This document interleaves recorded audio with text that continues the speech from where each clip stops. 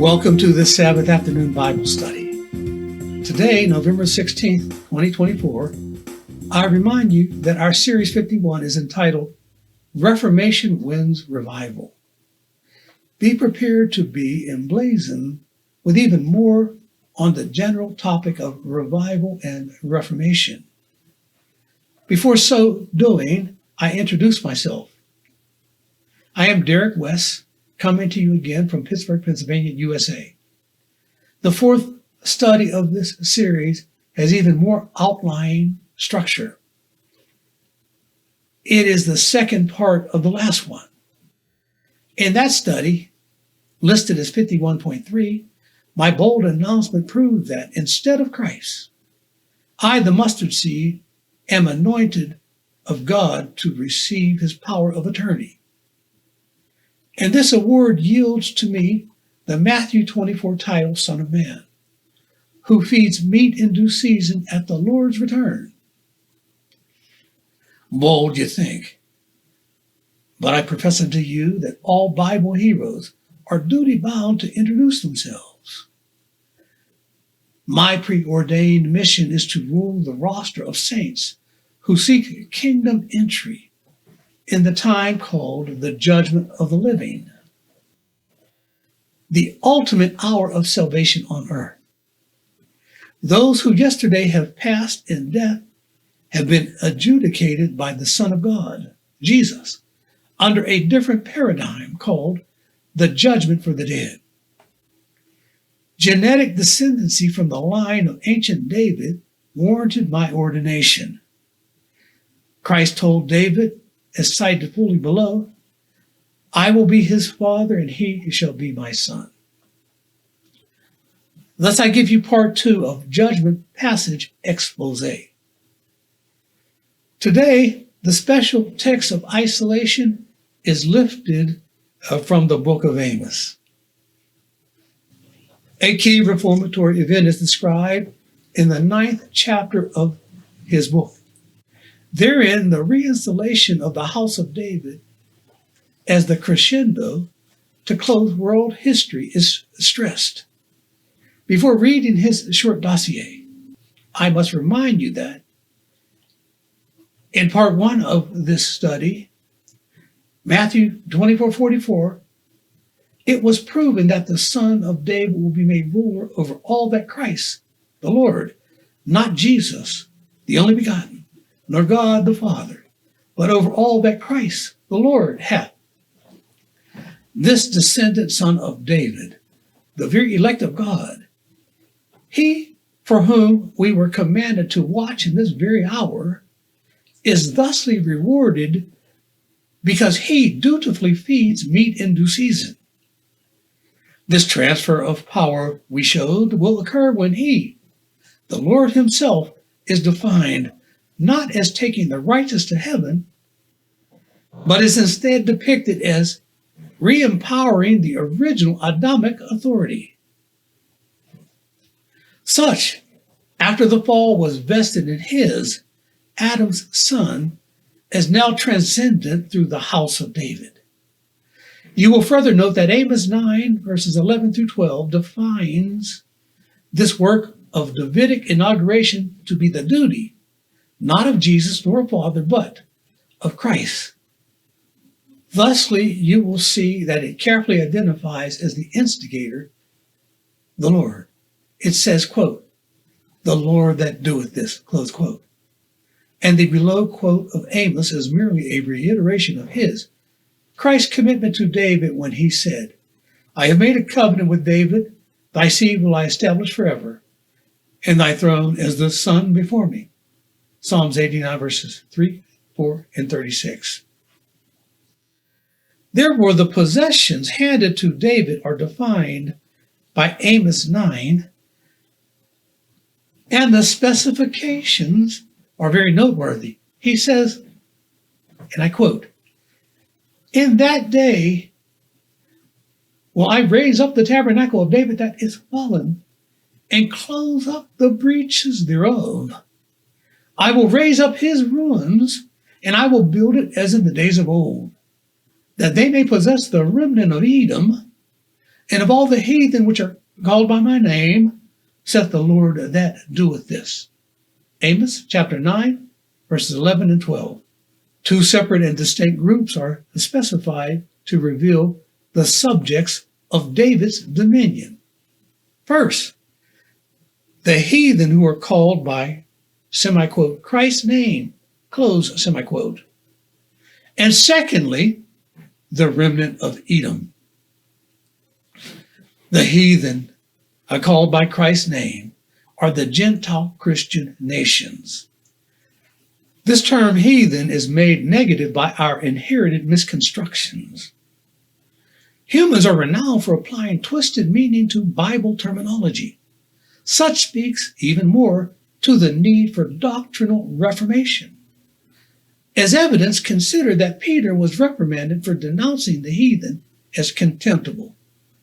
He said, quote, "You know how that it is an unlawful thing for a man that is a Jew to keep company of another nation. But God hath showed me." In other words, God called me to grow in knowledge, to realize. But God had showed me that I should not call any man common or unclean. Acts chapter 10, verse 28. According to the gospel, Gentiles are included in the church by the unnatural accommodation of grafting, as Paul put it, making the term heathen non-offensive. Instead of it being pejorative, it describes all other people who are not genetically descended from Abraham's seed. His seed was assigned to not belittle, but to bless other nations. Such then is yet even another affirmation of Paul's counsel for maturing saints when he assigned to them the need to revisit Genesis, or what he termed the first principles of the oracles of God. The gospel, by Jesus' Matthew 28 commission, was to save every nation, sealing them to be heathen that are called by his name, so that David will rule them. But then who are the other saints under his dominion? Who are the remnant of Edom described in Amos? They represent Jacob's twin brother Esau. Jacob stole the birthright from him, and as the Genesis story reveals, he did so by his mother Rebekah's connivings.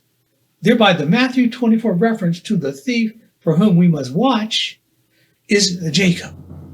Emphasis must here come with a drum roll. They were twin brothers, albeit non-identical. As such, the designation of heathen cannot apply to either one of them. But it is worth noting that the 3,800-year struggle for world power first began to simmer in the womb of Rebekah, Isaac's wife. At cross purposes with Rebekah, Isaac wanted the birthright of dominion to be given to Esau. So she successfully conspired with her son Jacob in his theft of it. Providence, you see, vested power of attorney in the hands of Rebekah, Isaac's ordained, beautiful, and virginal wife. But Bible characters are often given polynomial identities. Jacob's name was called Israel, and Esau was likewise changed to Edom.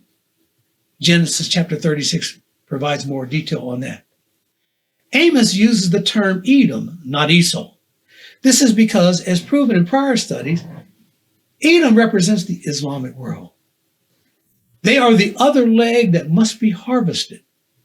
Why was Jacob deemed to be the superior ruler, you ask? Because he had a major quality that Esau lacked. Jacob had the capacity to fulfill Paul's counsel and to grow from childhood to spiritual manhood. Esau, not so. As carefully shown below, he suffered the malady of stunted growth. the lack of spiritual growth hormone. There is no other significant difference between them, for they are twins. So now I reiterate, David becomes their judge. But before he begins, he must rescue in time Jacob, the 144,000 from their yoke.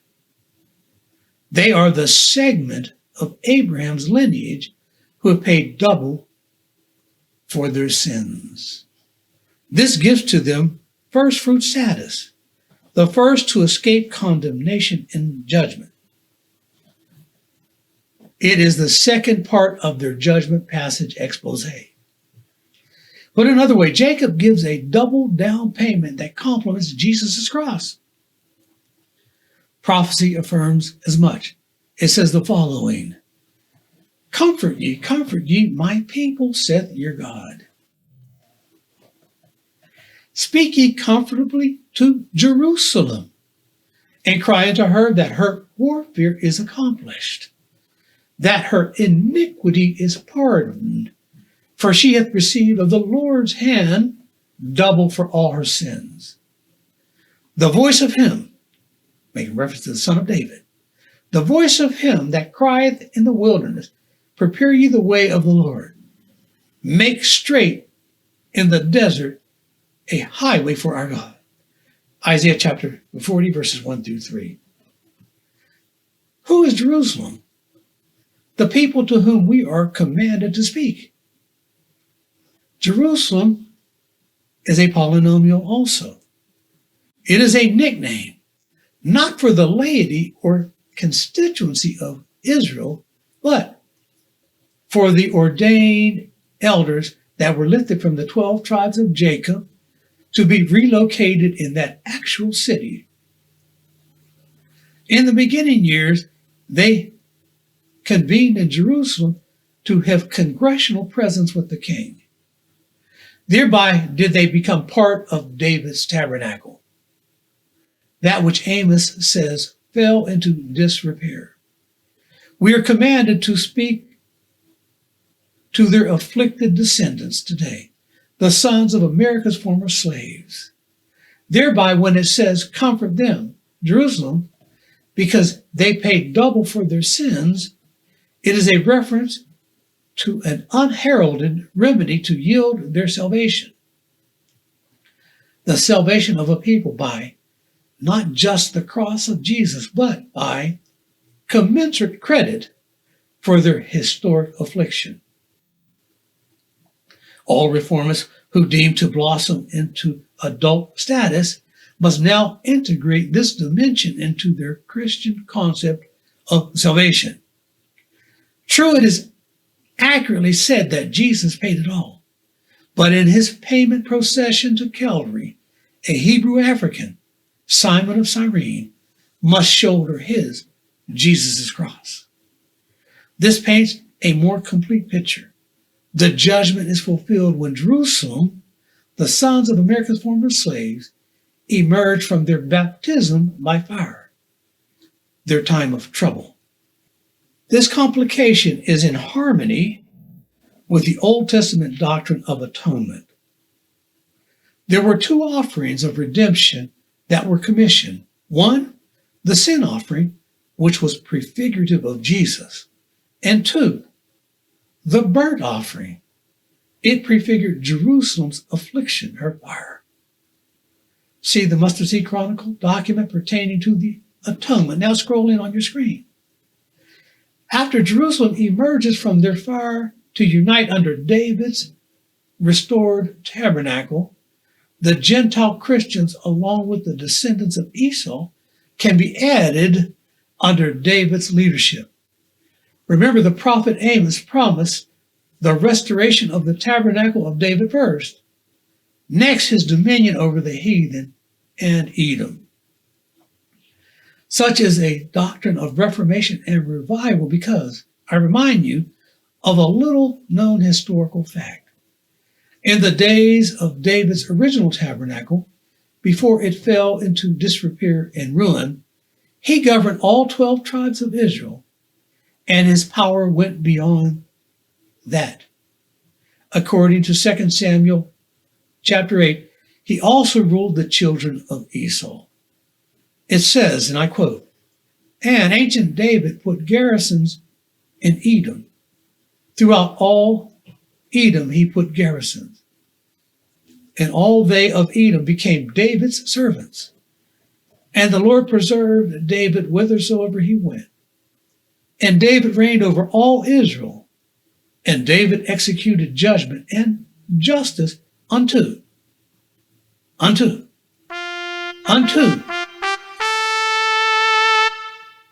all his people."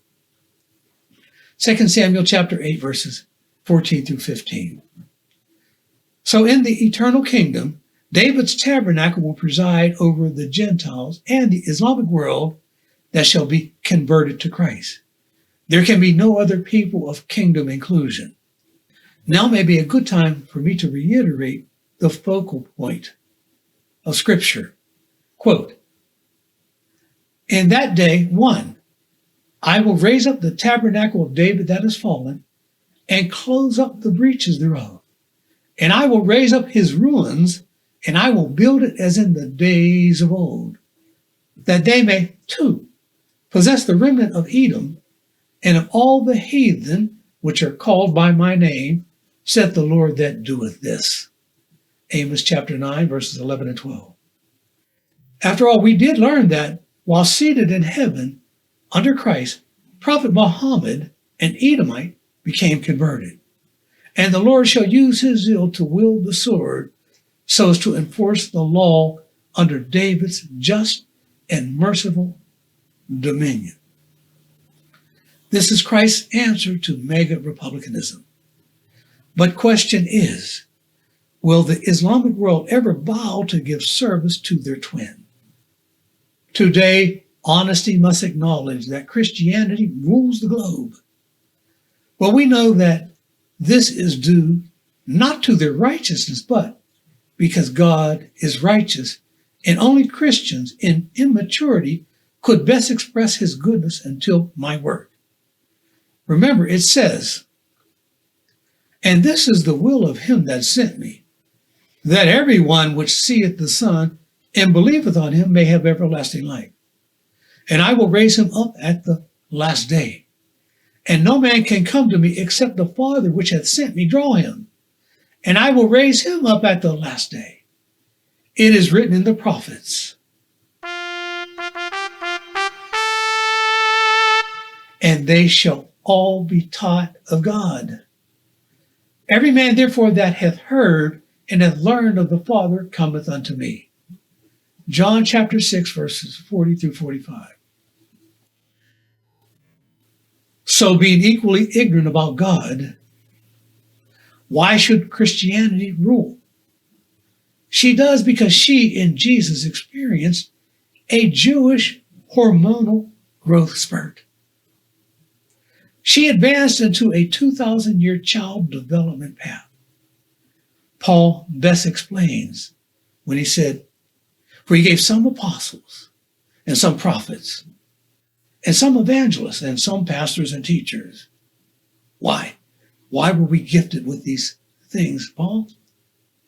"For he gave some apostles and some prophets and some evangelists and some pastors and teachers for the perfecting of the saints, for the work of the ministry, for the edifying of the body of Christ." But how long, Paul?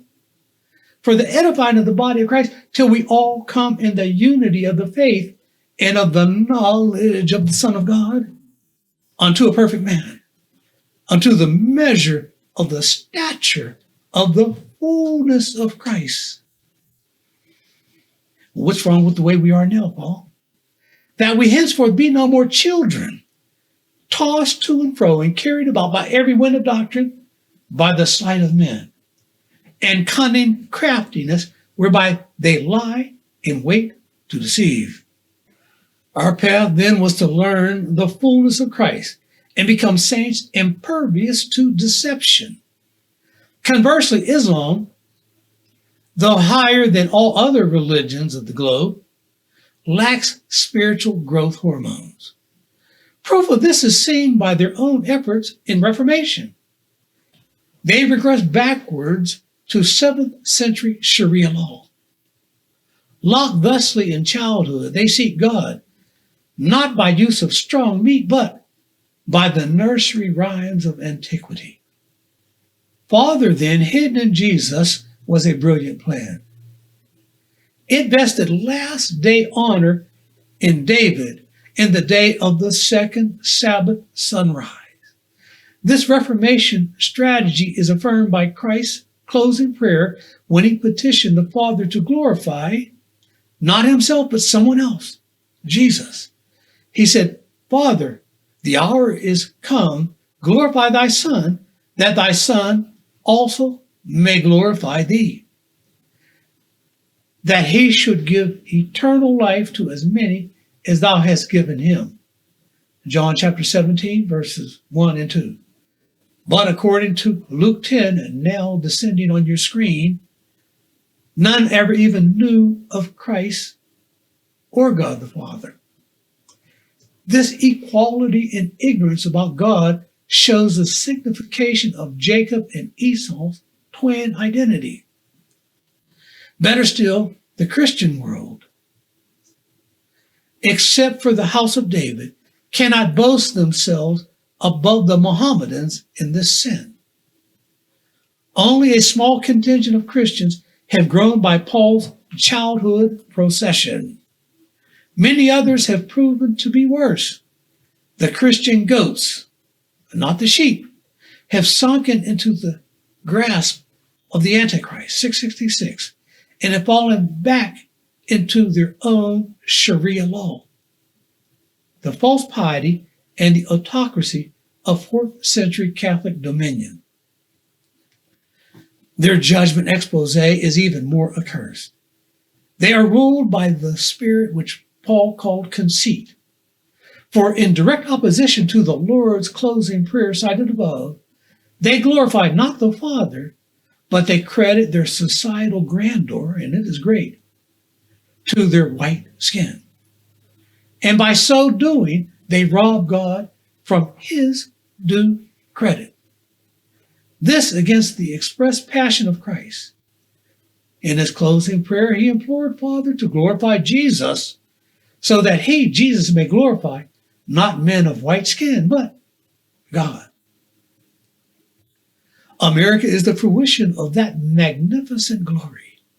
In synopsis, the difference between Christianity and Islam is reduced to a short platitude. Islam believes service is due to God that we may make him happy.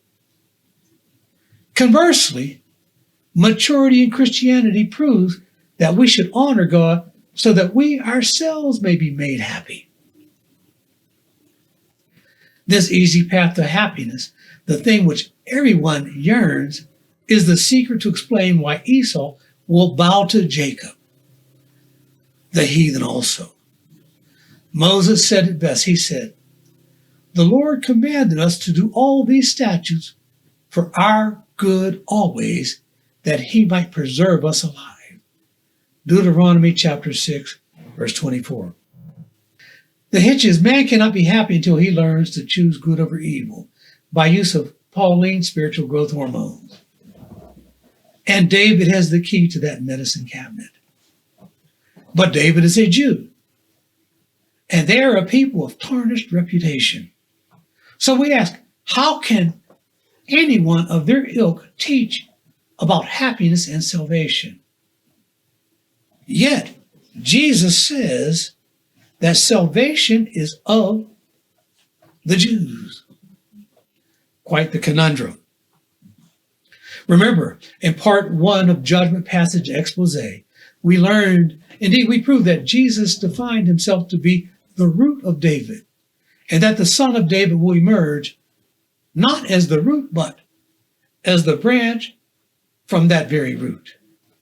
Indisputably, then, the branch must be a Christian man, one who is nurtured by the root, Jesus. How else could a branch grow out of Jesse's roots? Thus the tree, the visible and above-ground Jewish house of Jesse, like Islam, is now spiritually lifeless, as the image on your screen so shows. But life is in the root, and it sends a faraway upshoot, the branch, to break the surface. You must understand that to be a Jew is not merely a reference to a genetic quality. It is also a spiritual temperament found in their truth. Proof is that the apostolic Christian founders were Jews who changed their temperament, also known as their name, to become Christians. Yet, their genetic heritage still remained intact. Thusly did Christ, so as to show their highest rank in his kingdom, promise his 11 disciples empowerment over the 144,000. In other words, they shall judge Israel in the day that Israel shall receive the revival and reformation. Remember, reformation means a change in ideas, theories, habits, and practices. Christ said, "Verily, I say unto you, that ye which have followed me in the regeneration, when the Son of Man shall sit in the throne of his glory, he also shall sit upon 12 thrones, judging the 12 tribes of Israel." Matthew chapter 19, verse 28. Key focus. This promise to the original 12 disciples gave reference to another, their leader, also known as the Son of Man, who sits on the throne of his glory. Thus they, 11 of them, will sit in subordination to him. They do so to judge the 144,000, Jacob's children, as they emerge forth today. This blessing only comes to the original disciples. The point must be stressed in the day when they begin to follow Christ. Shock and surprise. They did not know Christ, for he told them, "No man knoweth the Son except he to whom the Son will reveal." Thereby, the premature faith of the 12 was vested in Jesus, the flesh through whom, by law, Christ spoke to them.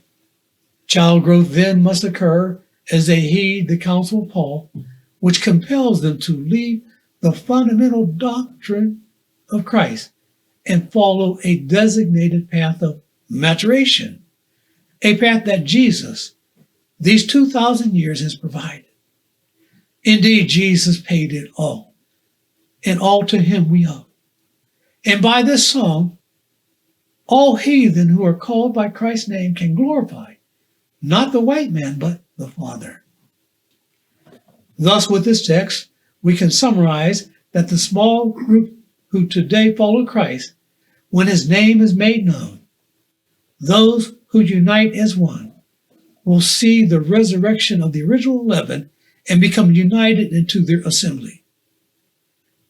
And since they, the mustard seed group today, shall by Christ's John 17 prayer become one, then we have a new calculus, which is the mustard seed advent, 1, plus the 11 disciples equals 12, rulers over the 144,000.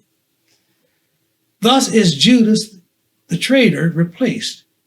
Interesting enough, as an aside note, the name Judas is merely another way to say the Jews.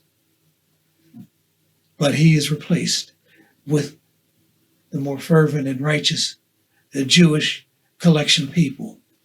Thereby, with the mustard seed Advent installation, can it be truly said, salvation is of the Jews. Of this branch of Jesse, David was foretold the following by the prophet Nathan. "Go tell my servant David, I will make thee an house. I will set up thy seed after thee, and will establish the throne of his kingdom forever. I will be his father, and he shall be my son. And thine house and thy kingdom shall be established forever and before thee." 2 Samuel chapter 7, verse 5, verse 11, verse 12, verse 16. Learning the status of the 12 tribes then also demands more education about even the diversity of the Jewish portion of Jacob's children.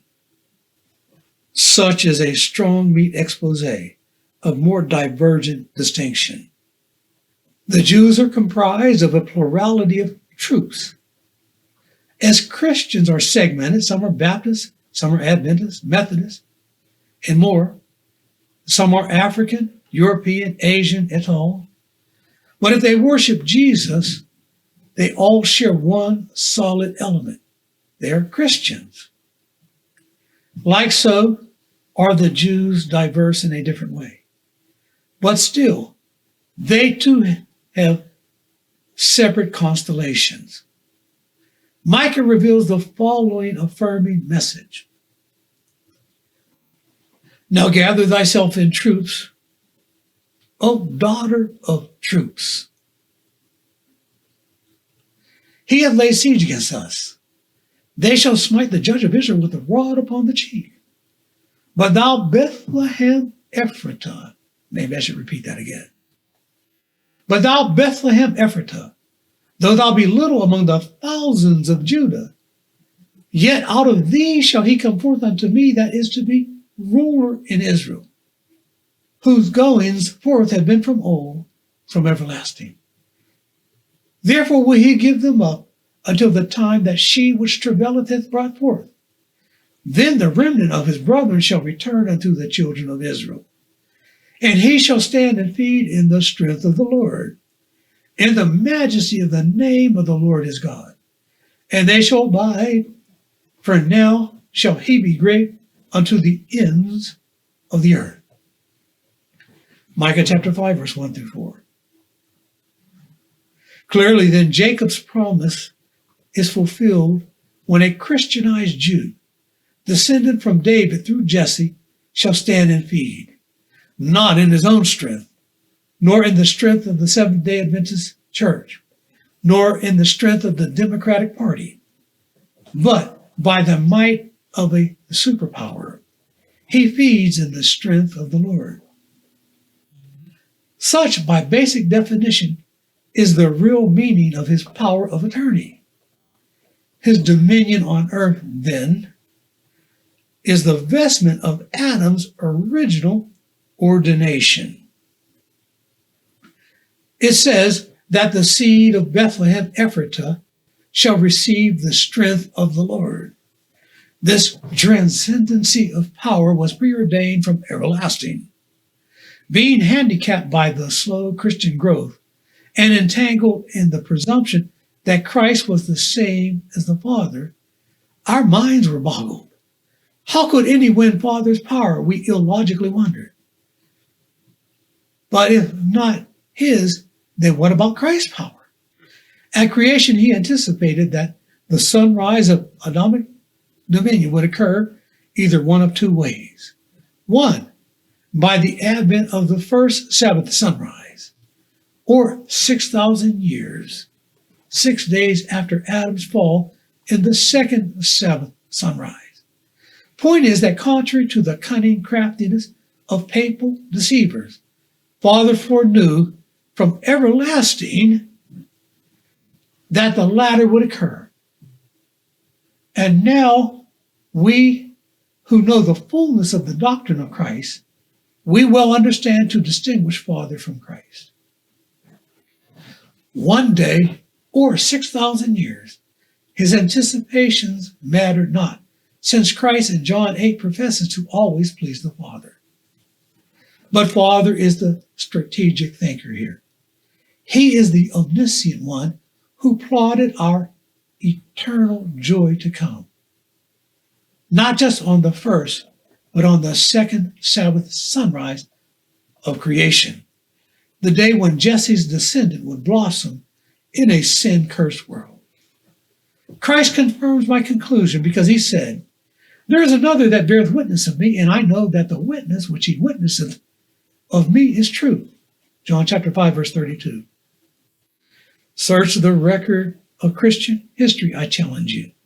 None have ever, by unyielding Bible evidence, defeated the Constantinian Catholic resolution of Christ, so as to prove that Christ was not Father nor Jesus, but was the dove who rested on Jesus.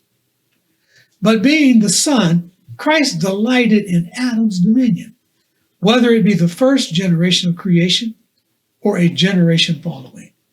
Thereby, with the fall of Adam, Christ orchestrated the rise of his Son. Thus did he prescribe the renovation of the tabernacle of David and the day when, according to Micah 5, he stands in the strength of the Lord over all humanity. But at least one other component must come to light. That is, Adamic dominion is microscopic and not macroscopic. This means that the image and likeness of God created in Adam was to be his power to stand and teach in Christ's strength. Put another way, humanity as a collection of students was to have only one teacher, the very meaning of a microscopic teacher. If it was to be vested in all of Adam's children, then that would bode a macroscopic bequeathment. Thus, after the fall, only one son of each generational descendancy was to inherit the progeny of Christ's light. It says, "And Adam lived 130 years, and begot a son in his own likeness after his image, and called his name Seth. And the days of Adam after he had begotten Seth were 800 years, and he begot sons and daughters." Genesis chapter 5, verses 3 and 4. Of all his children, Seth was the only one to inherit both the image and likeness of God. 20 generations of downward procession, the bequeathment of the star of God was vested in Father Abraham. Luke 16 honors this finding when Christ depicted the rich man petitioning Father Abraham for salvation. What it means is that Abraham's seed was promised to bless the nations. But Abraham bypassed all his many sons and genetically relayed the endowment to Isaac. Isaac relayed the title to Jacob, the twin brother of Esau. Then came the miracle of Jacob's inheritance. 24 generations of descendancy from Adam, Jacob became the only one in world history to alter the path of glorified vertical transcendency. He produced 12 sons, and miraculously, each one received Adam's endowment. This miracle is like having 12 identical sons, while each one has a distinct genealogy so that they could produce 12 separate, distinct, divergent tribes. This is the end-time virtue of the 144,000. In fact, Jacob, way back in Genesis, made this very claim, promising that it would be realized in the last day. It says, "And Jacob called unto his sons and said, Gather yourselves together, that I may tell you that which shall befall you in the last days." Genesis 49, verse 1. And remember, under David's tabernacle of government, the Lord's 11 disciples are to be seated, giving us eternal world dominion. But more on the miracle. The law of genetics forbids one man from producing 12 distinct tribes, for he only has one singular Y chromosome, a replica of the same to be installed in each male. Thus, without a hereditary miracle, no matter how many sons, each would be genetically mapped under his fathers, his forefathers, all his paternal uncles and great uncles, et al., under their unique, unchanging Y chromosome. Even today, such is how we trace male paternity. Thus, at best, Jacob should have only produced one tribe, but ponder all the more. If it was not a miracle, then each of Jacob's sons having children and grandchildren of their own, would yield extending generations of diverging tribes ad infinitum.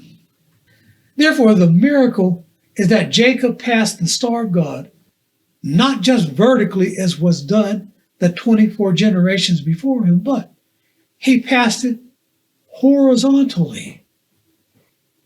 And Revelation proves by its dossier on the 144,000 that each tribe, after 3,500 years, remained, by the Lord's engineering, an intact compositional coherency, in perfect duodecimal partition.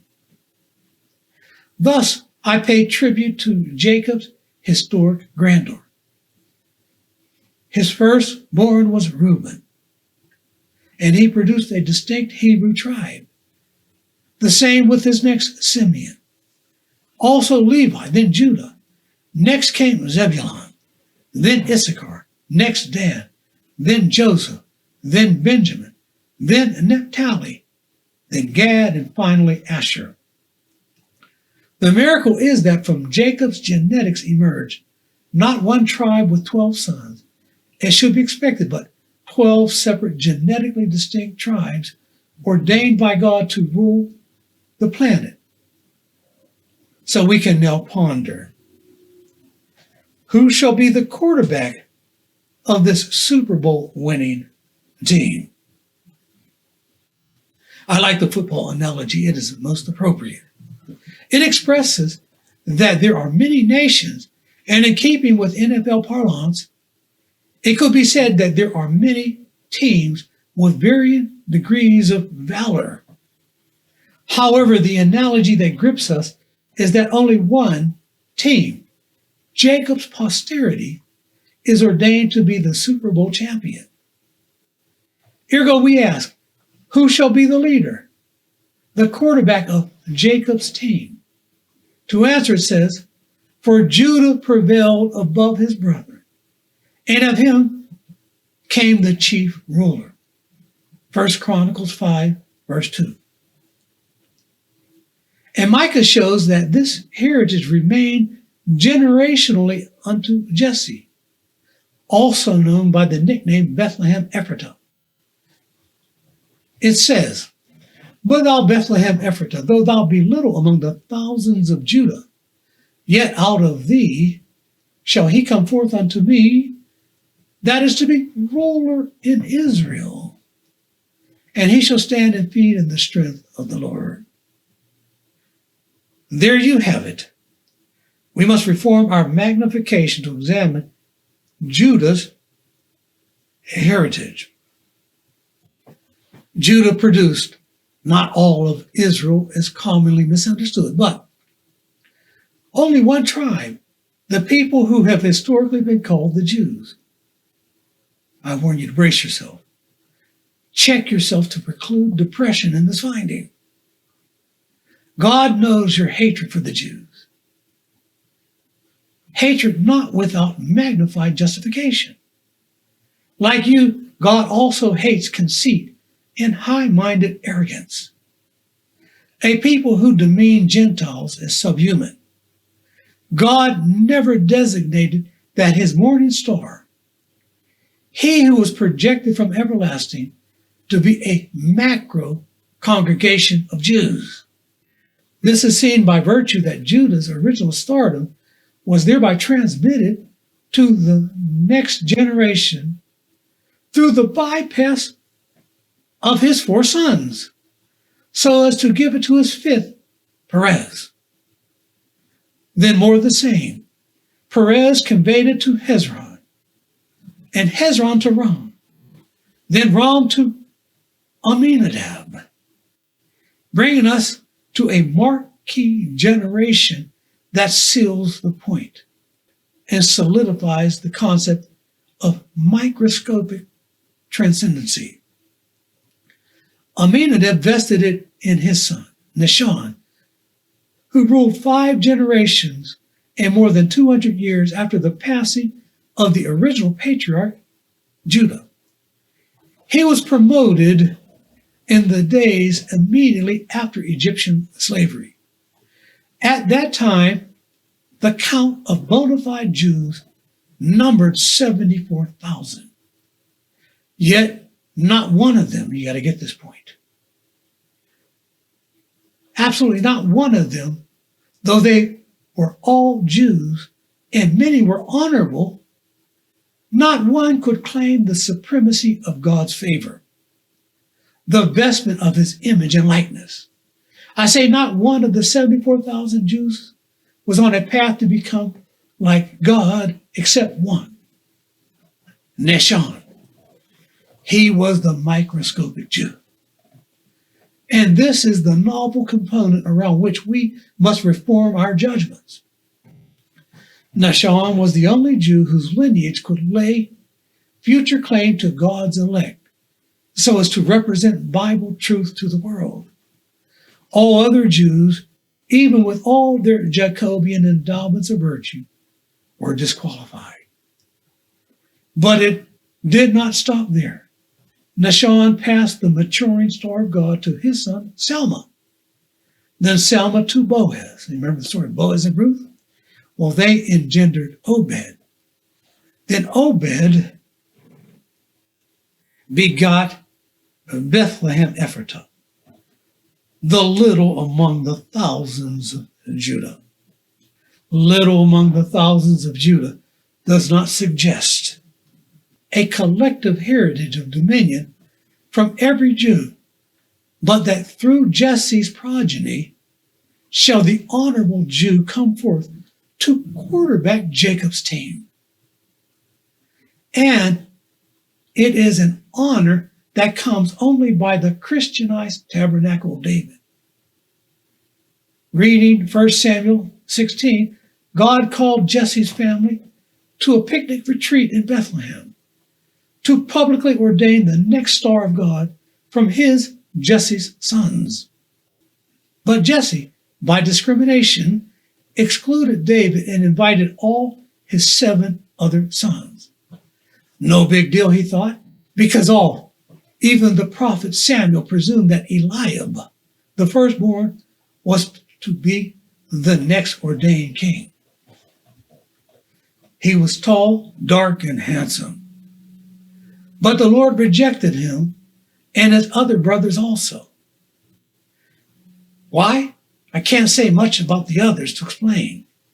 But Eliab was arrogant, oppressive, and demeaning. Yet his manhood and his statuesque image could not cause him to stand against Goliath when Goliath profaned the name of the Lord. But point be made, it was faulty Jewish character that caused Eliab and his 6 brothers to be rejected of the Lord. So if you do not like the Jews, don't beat yourself up. Perhaps you see in them, the ones now greatly claimed, exactly what the Lord saw in Jesse's other sons, and also what limited virtue that he saw in the many other thousands of Judah who descended from the 74,000 Egyptian escaping other Jews who were likewise bypassed. Point is, just because you are a son of Judah does not win for you God's power of attorney. The Lord's microscopic Jew whose going forth has been from everlasting.